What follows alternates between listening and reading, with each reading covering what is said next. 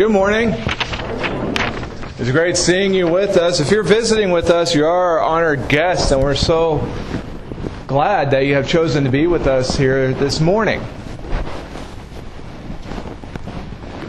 Back in July, the first weekend in July, we did a lesson over the beliefs of the Founding Fathers and how our Founding Fathers, several of our Founding Fathers, the original signers of the Declaration of Independence, were believers in God, and how those Founding Fathers worked very hard to ingrain our founding documents, our government, and the ways of God's teaching.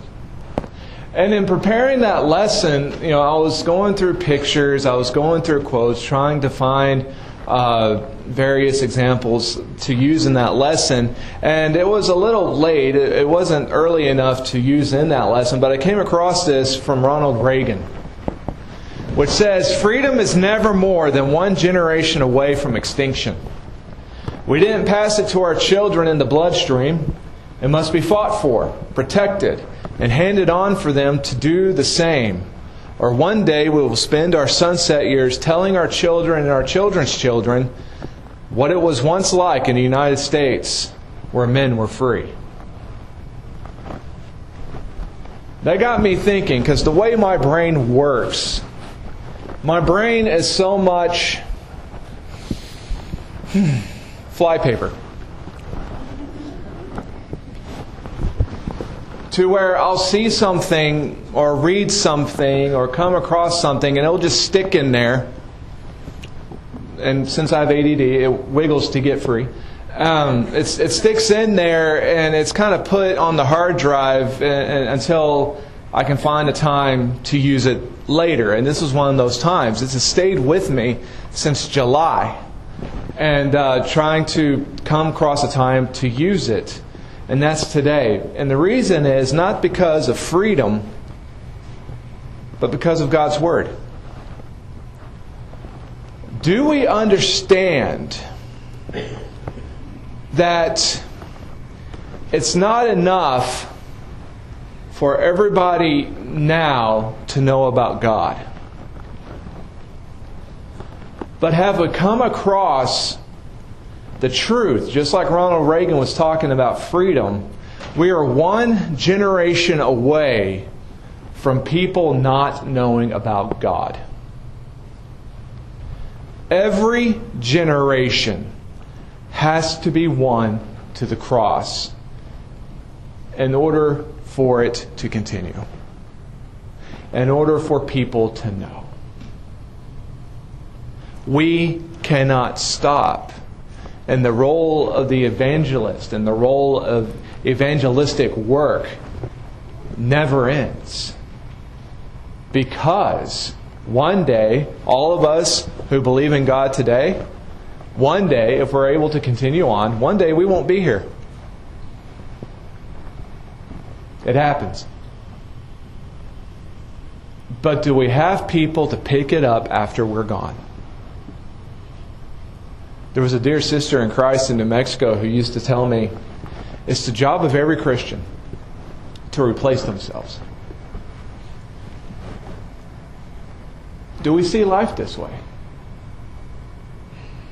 And this isn't coming from a place of pride, because in the end we're all replaceable. In the end we will all be replaced. But do we have somebody who can take our spot if something happens to us? Are we doing what we can to pass it on to the next generation? But, hey, maybe I'm an alarmist. Maybe I'm naive. I'm nobody's genius. Maybe I'm not as smart as what you or I think I am. Don't laugh.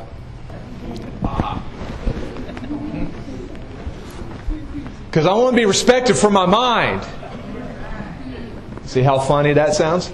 Yeah. People don't forget their history, do we? We don't forget our history, do we? I'm not talking about Christian history. I'm talking about any history. We don't forget our history, do we? Goodness sakes, we have people. Do we realize we have people in the world today who believe that the Holocaust never existed? It never happened? I mean, think about this. Do we realize we have people, I saw a video, and it was one of the saddest things I've seen. I've seen a lot of sad things. But it was one of those, someone goes onto a college campus and they start asking college students about history. Do we realize we have people in college who don't know who won the Civil War? And I think this is ironic because of all the statue stuff that's going on right now. They don't even know who won the thing. People, this wasn't that long ago. Really, on the span of history, it wasn't that long ago. We don't know. And it doesn't take long to forget. Again, the Holocaust, that was just the last century. We're not even 100 years removed from it. And already, in the minds of people, it's gone. We forget. This is how come it's necessary to teach and to pass on. This is why the role of the teacher is so important. Because these are things that need to pass on. And people, if this happens with history, it sure is going to happen with God. If we don't pass it on, if we don't go on with it, making sure that those who come after us learn some things, it is going to fade away. It's happened. Genesis chapter 6. Verses 5 through 6. The Lord saw how great the wickedness of the human race had become on the earth, and that every inclination of thoughts of the human heart was only evil all the time. The Lord regretted that He had made human beings on the earth, and His heart was deeply troubled. This is Genesis 6. God created the world in Genesis 1. Now, in those 6 chapters, a whole lot of time passed on, because this is back in a period of time where people were living 800-900 years plus. But we're talking about, don't look at the year count, look at the generation count.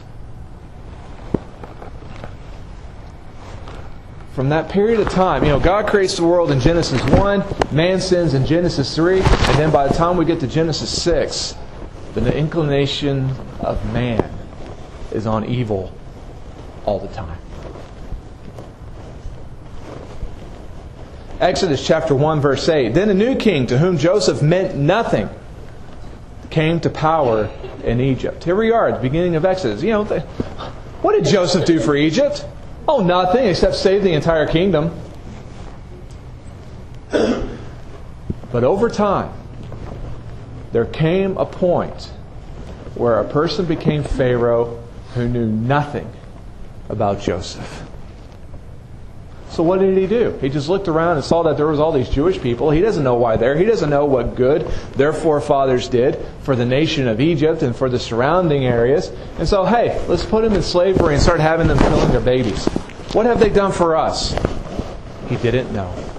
Judges chapter 2. If you ever want a depressing biblical book, read Judges. Judges chapter 2 verse 10. After that whole generation had been gathered to their ancestors, that whole generation we're talking about is Joshua, whom which the book of Joshua is named after, who was the second leader of the Israelite people after Moses, and who led Israel through the conquest of the promised land of Canaan. In that generation, after that whole generation had been gathered to their ancestors, in other words, died, another generation grew up who knew neither the Lord nor what He had done for Israel. Does this not put a drop of dread into us? The Israelites living in Canaan now have no idea how they got there, how that land was won, and what God had done for them. Because an entire generation of Israelites were allowed to grow up without these lessons. And if you go back and read the book of Joshua, God told them, set up yourselves some monuments. They're setting up monuments and reminders to pass on to those who come after them. Time comes where people are able to look at a pile of rocks and say, I have no idea what that's all about. They're able to look at some altars and say, I don't know the story behind that. They don't know. Because these important founding principles of their people and of their relationship with God was allowed to be forgotten. It went away. Yeah, it happens, doesn't it? What happened? I mean, let's be honest. What happened? Well, righteousness was replaced by evil. You look at the time of Noah, and those last few generations where God flooded the earth. Righteousness was replaced by evil. Now again, that predates the law of Moses. But there was some basic knowledge there that was allowed to be forgotten. Honor God. That was true. Don't kill one another. That's bad. In Genesis, the laws and commandments of God is a very short list. But yet they were being broken all over the place. Righteousness became evil. Obedience was replaced with disobedience. See this in the nation of Israel again and again and again and again. You look at Judges and you see it again and again and again. Because even when God would bring a judge to save the people from the invading country, they would turn back to God for as long as the judge was alive. When the judge died, give it a few years, people turning back to evil. Why? Because the lessons were forgotten. Righteousness turned to evil. Obedience turned to disobedience. Knowledge was replaced by ignorance. When the nation of Israel and others who follow God did the best was when they had the knowledge. Was when they knew who God was. They knew what their role was in regards to God. They knew how to honor God. They knew how to live with God in their lives. But when people get in trouble, we forget. It's not always that people don't care. Sometimes it's that people don't know. Do we think that people living in sin in this world, do we think every single one of them is doing it with the attitude of, I just want to thumb my nose at God?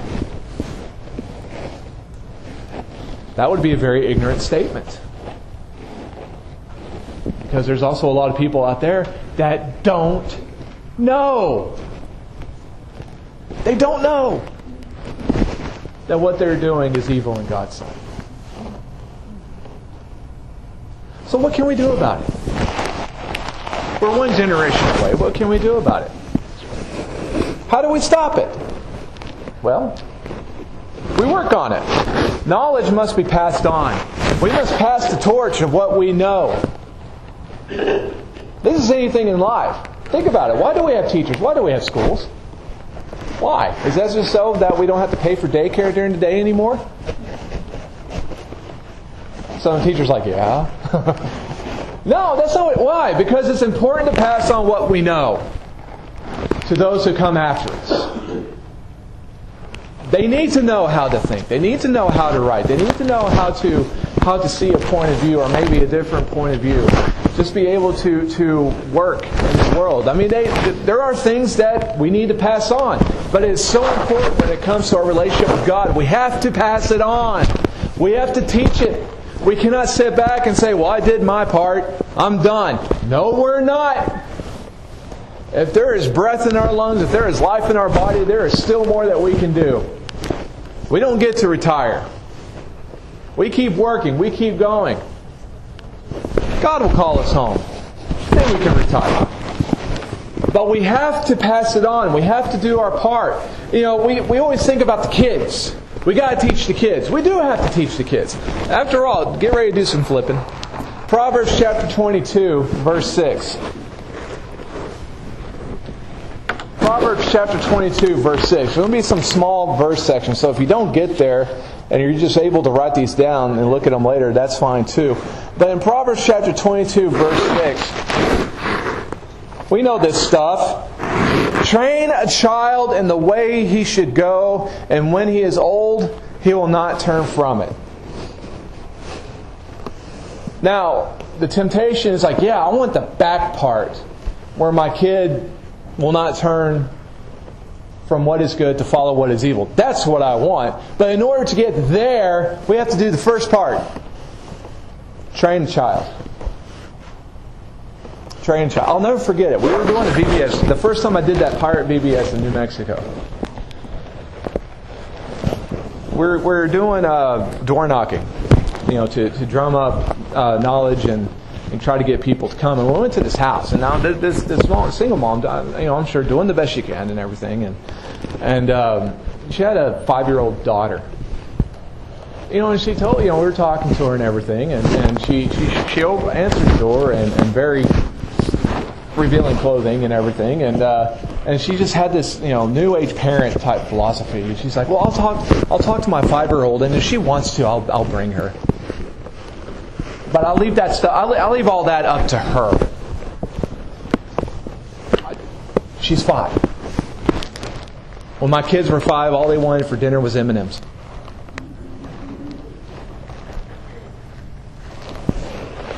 That's an example. Do we see the overlying issue? We want parents and whatnot, they want to leave some very important decisions to their extremely young children. But how do young children think? Young children, and I mean this with all the respect in the world, but look at the truth of it. And if you're experienced parents, you know this is true. Young kids, they're selfish. They're inherently selfish. Why? Because their worldview is just on them. They don't have other kids to look after. They're not married and don't have spouse. They're not going to work. They're not having to worry about how to pay bills. Where you get older and your world gets broader, you have to think about so many other stuff. But when you're young, all you got to think about is you and what makes you happy. It's an inherent selfishness. And so you're going to tell a kid, you can go to church when you want to. When I was in high school, we saw a video of the Maury Povich show before everything was, is this guy the baby's dad? They had an episode. There was this kid. He was like 6 years old. 6 years old. He weighed 200 pounds. Yes, that's the reaction. God blessed this kid. He was so round that his you couldn't see his eyes. And the question was, how did he get this way? And the mom who was sitting there, the kid had parents. The mom was sitting there, and the mom said, well, he will only eat McDonald's. So she fed him McDonald's 3 times a day, 7 days a week. That's all the kid ate. Because she says that's the only thing he would. Is she the parent or not? We do not, and we cannot expect kids to train themselves up in the ways that are right. Why? Because they don't know. Again, it's nothing against them. They haven't been around long enough to know. They don't know. This is why we need training. Because when we come into this world, we don't know anything. We have to be taught. And when it comes to God, they have to be taught. They have to be taught why it's important. They have to be taught what God has done for us. They weren't alive when God was blessing us before they came around. They have to be told until they're old enough to see how God is blessing their life. But they have to be taught. The torch has to be passed to them. Deuteronomy chapter 6. I just dropped my notes. Deuteronomy chapter 6.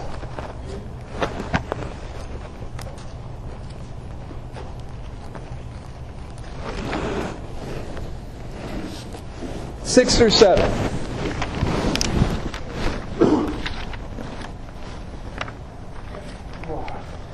It says, these commandments that I give you today are to be upon your hearts, and press them on your children. Talk about them when you sit at home and when you walk along the road and when you lie down and when you get up. Talk to them about God anytime. Look for those teachable moments. A teachable moment, something happens. How can you tie it back to God? How can you talk to them? And you know what? If you pray for these moments, God will give them to you. And I've noticed over the past few years when I've been able to have these conversations with my kids. You know when it happens? I'll tell you when it happens. It happens when it's me and one of them riding in a car. And it's just one, and the both of us are one of them and me. And we're in a car, we're going somewhere, and they have a question. And we talk about it there in the confines of the car. But you look for those moments. They'll happen, but be willing to take advantage of them. And finally, in Ephesians chapter 6, verse 4. Ephesians chapter 6, verse 4. I hit Revelation. I think that's a little too far.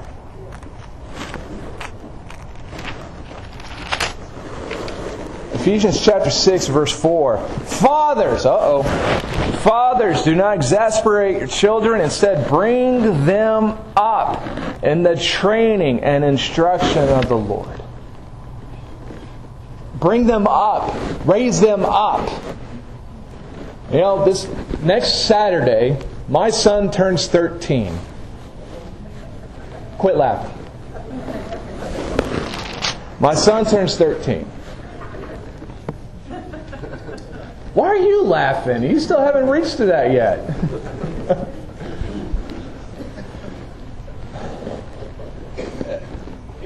It won't be long before he's 18. Is that when I'm going to start trying to teach them about God? Raise them up from when they're little as they grow up with that foundation and the training and instruction of the Lord. Now again, in this period of time, this is something where some dads are like, hey, you know, if they're around, you know, that's what mom's for. No! It's not what moms are for. Dads, it's what we're for. Godly sons happen because of godly dads. We want men in the church. You know, you look at the way the church was designed, and then they're supposed to have big involvement. And there's a reason for that. There's a few reasons for that, but one of the reasons for that is because men need to be involved. And if we don't expect anything from guys aren't going to do much.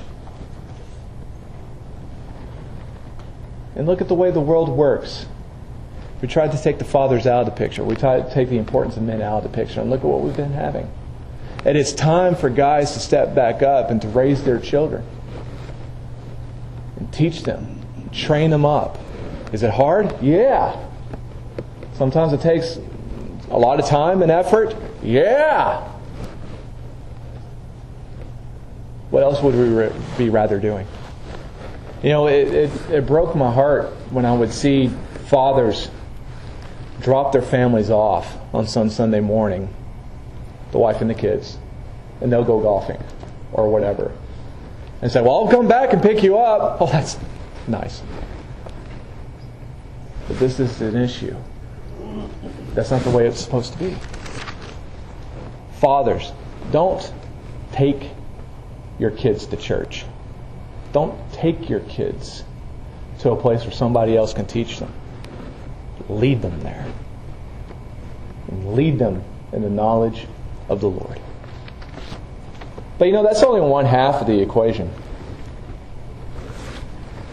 We have to meet, you know, this goes to being more than just the parents. This is one of the joys of having the Christian family, the family of the church, the spiritual community. Because it's not just about the parents. And parents know that you are not in this on your own. This is why we have elders. This is why we have deacons. This is why we have each other. This is why we have ministers and everybody to help out. You know, I love the letters of the Bible, the epistles. Because, you know, as it was read earlier, you know, Paul wasn't with Timothy. But Paul wrote to Timothy, wanting to pass on, instructing him, wanting to pass on and share some of the things that he knows, pass it on to Timothy so that Timothy can then pass it on to others. You know, again, it's all about the sharing of information, the sharing of teachings, and the knowledge of we are not walking this path by ourselves. That we are supposed to be here to help one another. I mean, one of the foundational marks of an elder or an overseer, whatever you want to call it, is found in 1 Timothy chapter 3, verse 2. And it says, now the overseer must be above reproach, the husband above one wife, temperate, self-controlled, respectable, hospitable, able to teach, not given to drunkenness, not violent, but gentle. You know, then it goes on. Why is it that they have to be able to teach? So that they can help pass on this stuff. It's good to have godly parents, but we also need other people who are able to be an influence on that family. Why? Again, my son's turning 13 next week, which means what? We've reached the age where where Sherry and I once knew a lot of stuff. Now we know nothing in the eyes of our children. And guess what? You know, as what happens, you know, and your people who have raised teenagers knows there's a period of time where mom and dad used to know everything. Now they know nothing. And they won't listen to us, but what? They might listen to somebody else. They might listen to somebody else. You know, I love our elders, and in our time here, we've been here for almost 4 years now. Dale Dunn has taught Ethan how to bowl left-handed, which my son's left-handed. And a couple of weeks ago, Phil Watkins took my son out for his first shooting lesson. You know, I mean, but what is this? It's the opportunity of those who are older, and it's not just because they're elders, but it's awesome that they are elders. But it's just the fact that other people in our church family taking my kids, taking my son, and teaching them some stuff. That's how relationships made. And that's one of the marks of an elder, is that they are able to teach. Why? So that they can form these relationships. And when the kids, they might not listen to mom and dad at this particular point for whatever reason, they might have a chance to listen to some other godly examples. Allow your kids to be able to meet some other people. And if you're new and you don't, you say, well, I don't have any kids. Well, allow yourselves to be able to meet some other people. All of us need to have a community around us of godly people that we know to help us get through this thing called life. Every single one of us. This is how important that it is. He goes on, and it wasn't just for the elders, but also for the deacons. It said, in verse 9, they must keep hold to the deep truths of the faith with a clear conscience. They must first be tested, and then if there is nothing against them, let them serve as deacons. And they say, well, it doesn't talk about teaching there. No, you're right, it doesn't talk about teaching there, but it talks about knowing. Do they know? We can't pass on what we don't know. We need to be able to allow ourselves to get to know so that we can share it. But again, there's also another side to this. It's not just about teaching the kids. It's not just about having other people besides parents be able to do this. But what about the quality of the student? Are we coachable? Michael Jordan, ever hear of him? Michael Jordan, my best skill was that I was coachable. I was a sponge and aggressive to learn. Business experts will tell you time and time and time again. Self-help and motivational speakers will tell you time and time and time again. You want to be successful in life? We have to be coachable. Teachers know this. When those of us who teach a lot, how hard is it to teach somebody who doesn't want to learn? But we're able to teach those who want to learn, who are coachable, who can take criticism, who can take a critique, learn from it, and pass on. We need to be able to be coachable. Jump back to Proverbs.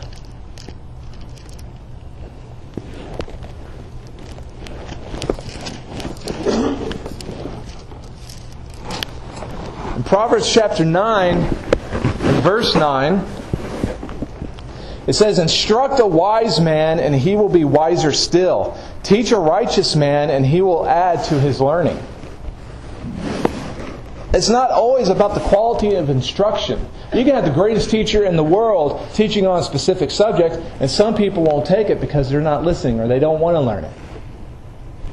If we want to be successful, and if we want to grow spiritually, we need to be spiritually coachable, so that we can take those lessons and apply them to our lives.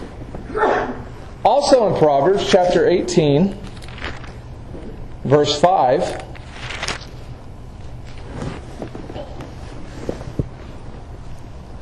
it is not good to be partial to the wicked or to deprive the innocent of justice. That was the wrong one. That's supposed to be verse 15. Sorry. You can put that one away for later. In chapter 18, verse 15, the heart of the discerning acquires knowledge. The ears of the wise seek it out. Do we seek out wisdom? Do we seek out teachers? Do we want to learn more about God? Do we? Do we really? I can't answer for you. I can only answer for myself. And as far as myself goes, the more I learn about God, the more I want to know. But do we have that attitude? It is not just enough to show up. It is not merely enough to attend. Do we want to know? Knowledge about God went away in the Old Testament days. Why? Because people stopped wanting to know in some cases. They didn't want to hear it anymore. Times were good. Times were great. Why are you preaching doom and gloom when times are great? Well, because we're breaking away from God. Times are great. The economy is high. The stock market's doing great. What could possibly go wrong? They were invaded, conquered, and taken away because they didn't want to know anymore. We need to be coachable. So that's one thing we can do. We can pass the torch verbally. But we also need to pass the torch with action. We need to lead by example. We can talk a big game about God all of our lives, but it's not until we live it out that it means anything. We need to be willing to live by example. Live out what we learn. Let's flip back to 1 Timothy chapter 4. 1 Timothy chapter 4.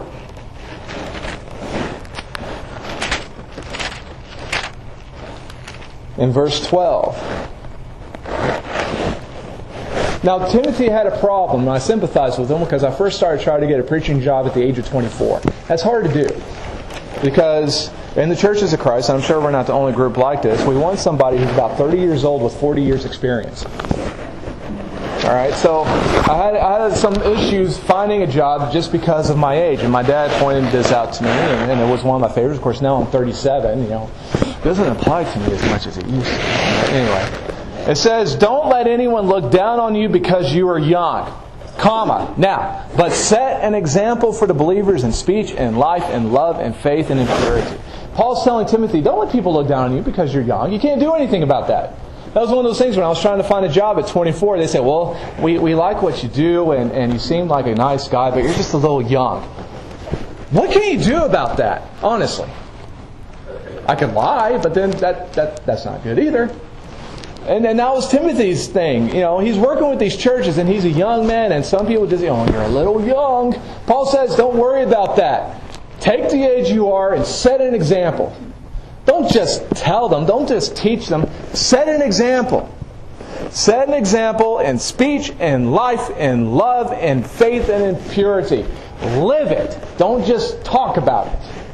As Christians today, as we're trying to pass on what we have learned to the next generations and those who don't know God, don't just say it. Seek to live it. We need to be people who are living out the Word and not just talking about it. Philippians chapter 4, verse 9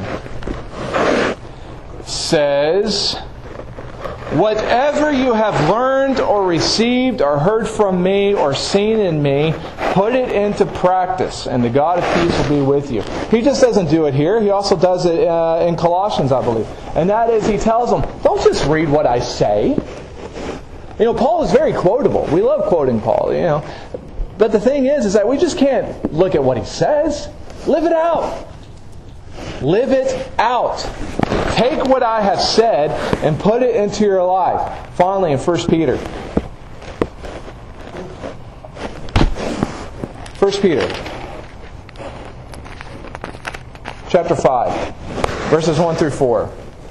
He directs this to elders, but again, one day's elders was once upon a time just your brothers in Christ, your Christian community.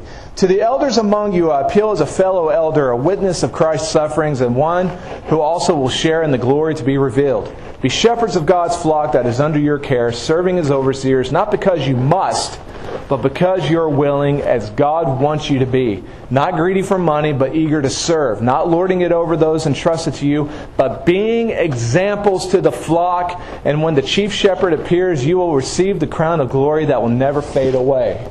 Now we can direct this first and foremost to the elders, but again, it needs to go to all of us. It's not just about what we know or what we say or how we teach or what our teaching style may be. How are we living? Because that will have a great effect on how we're effective in teaching those who don't know God. It's how we live. Albert Schweitzer once said, "Example is not the main thing in influencing others. It's the only thing." That makes sense. How would you feel?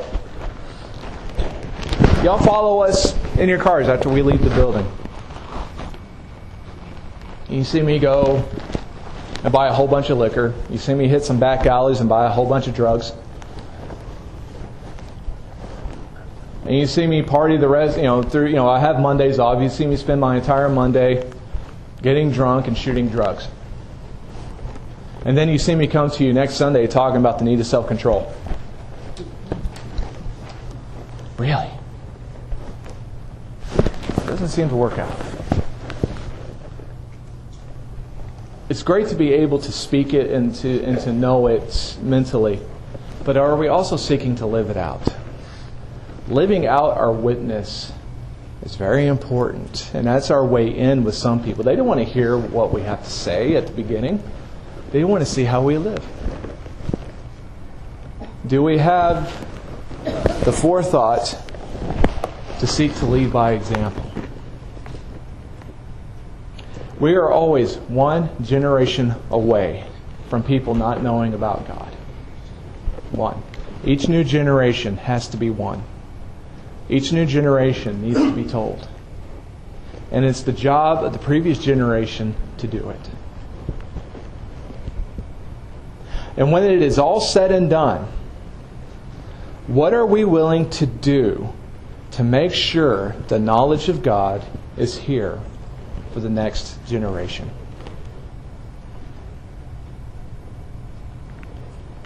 What will the future bring? I don't know. But right now, we have a great opportunity to help shape it. Let's not waste it. This morning we'd like to offer the invitation to those of you who might be hurting, who might be suffering, who might be going through a rough patch. We would love to pray with you. We would love to befriend you. We would love to welcome you into our family. Surround you with believers so that we may pray with you and help you carry your burdens, to encourage you to keep going. Or you might wish to tell us something wonderful that's happened to you this past week. We would love to rejoice with you.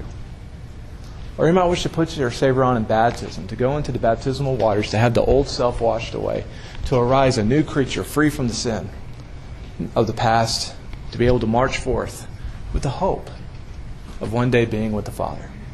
But whatever needs you have, would you please come down as we stand and as we sing.